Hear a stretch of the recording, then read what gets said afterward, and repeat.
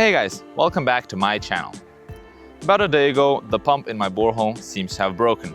It usually consumes 8 amps of power, now it only consumes 3. The borehole itself is 160 meters deep, the water level is at 70 meters, and the pump is lowered at 85 meters. We're going to, by ourselves, take this pump out, See what happened, and if needed, put a new one back in, or repair this one and put this one back in. Bog of all trades. I do everything and more. we begin with, I'm going to cut the chain I installed on the borehole previously with an angle grinder. I installed this chain in order to prevent robbery of the contents of the borehole, because that sometimes happens, and this precaution might truly help. Now that we've got that out of the way, we're gonna take the borehole out itself. We can just use our hands and pull on the tube to do that. Since you can't pull the borehole out completely in one go, unless it's very shallow, what we're gonna do is fix it at its level using a rebar and tying the cord which goes with the pipe to the pump around the rebar and holding it on the mouth of the borehole.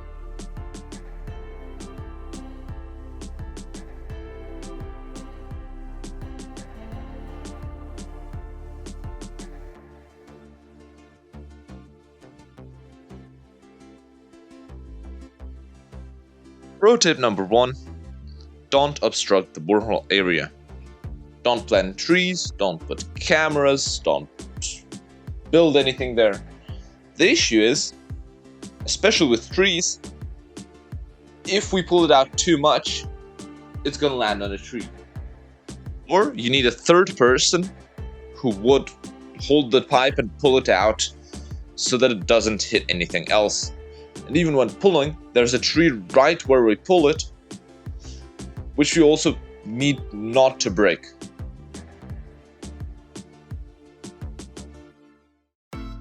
The issue we are facing here is that once the pump leaves the water, around 70 meters, it gets incredibly difficult to pull, and we could only pull at steps of about 5 meters.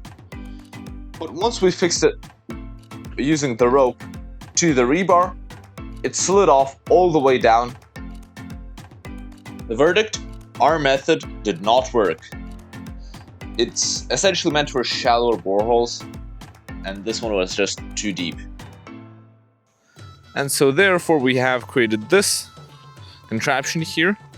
We have used an old wheel from a wheelbarrow attached onto a rebar and held on a ladder, and we're just gonna put the tube over that and just pull it to the side over there.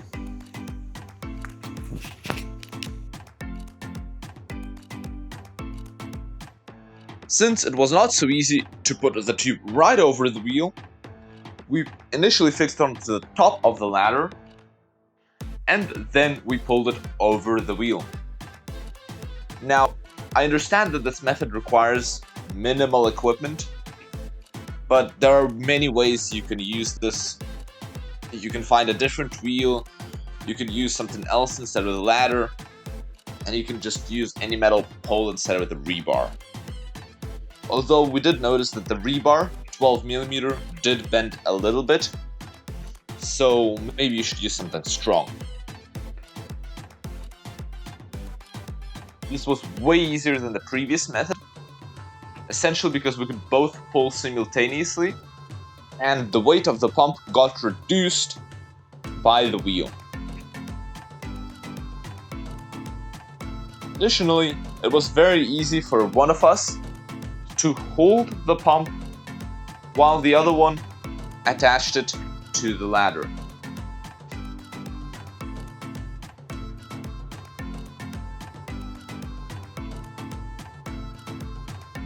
A note on the pumps we use here.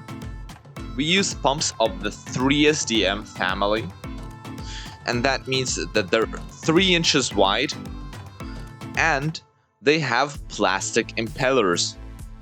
This is really beneficial because they're about 50 to 100% lighter than pumps with steel impellers, and they're also lighter than 4-inch pumps.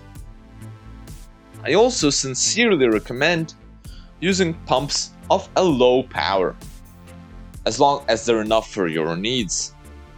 They'll be lighter to take out, cheaper, and easier to run off solar panels.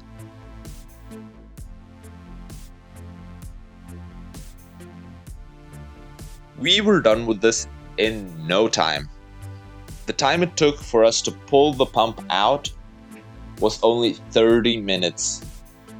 What took us more time was preparing the entire contraption.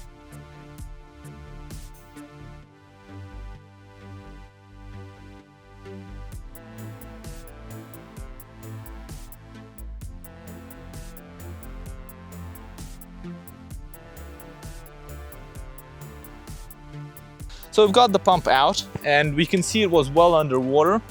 We could also feel that the water level was about 70 meters. So it's not the water that has gone down, it's rather that something went wrong with the pump. So now we're going to disassemble it and see what's wrong, if we can fix it. Also note here, it was more difficult to pull out the pump because usually we drill holes in the valve of the pump so that the water from the tube can drain itself out. In this case, it seems like the 4 holes got clogged and therefore there was still some water in the tube that made it more difficult for us to pull the pump out. So as we open this shell here on the pump, we have noticed that there is no connection between the engine and the impellers. As you can see here, these engravings here on the central shaft of the engine spin without the impellers. That means the engravings here have gone bad. This is a typical issue in Weber pumps, and this is one of them. They don't sell these anymore, but they used to sell them 2 years ago. And this is not repairable because you cannot re-engrave them, and this axis is central to the entire engine. You cannot change it or add new engravings onto it. So we'll have to change this pump for a new one.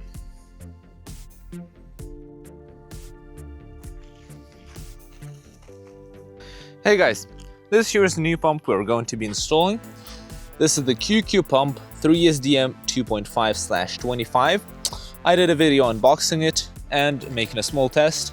You can see it over here. And this here is the old pump, 3SDM 1.8/27 from Weber.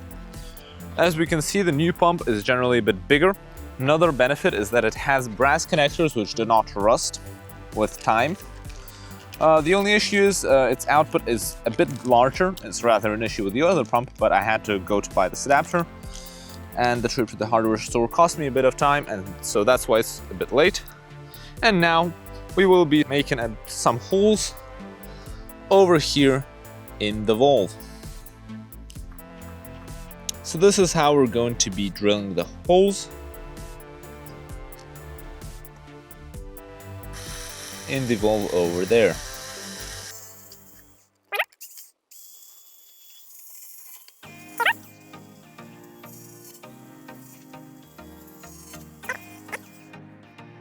And as we can see, we've got some holes there.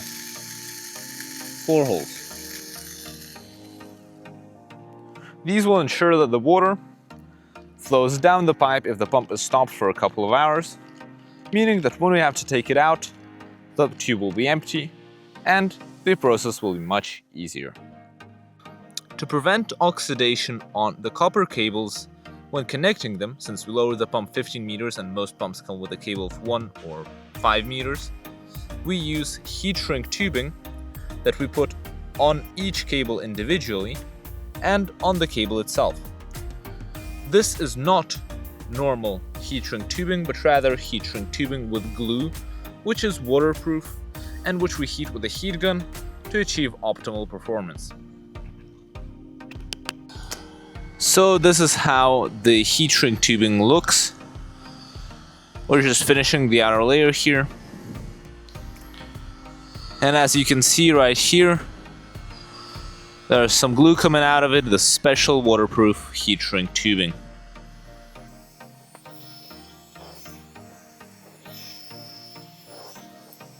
Now, we can be sure no water gets into the cables.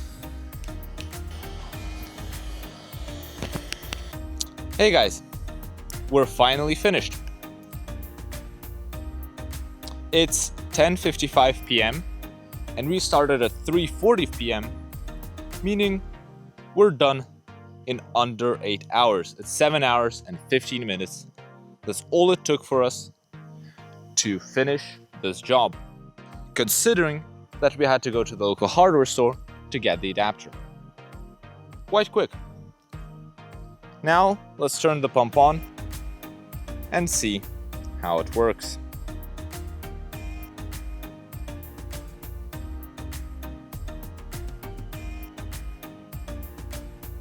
And now we wait.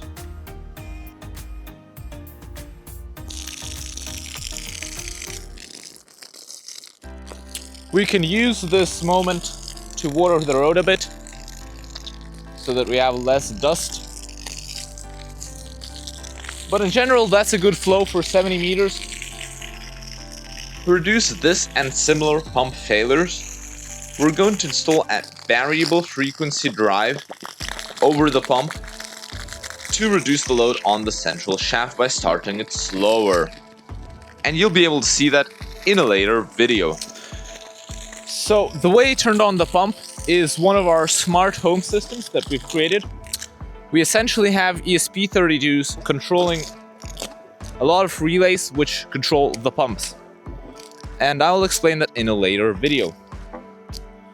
In general, if you want to see the unboxing of this pump here, check the link above. And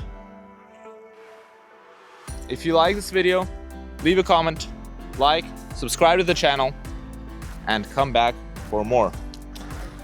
By the way, a few days ago, we have installed a new router, which is the Comfest WA937, which is essentially meant to improve this ESP32 smart home system. Until next time. A pretty good result. We've seen that this router outperforms all of the TP-Link results, which is great. And I was truly surprised to see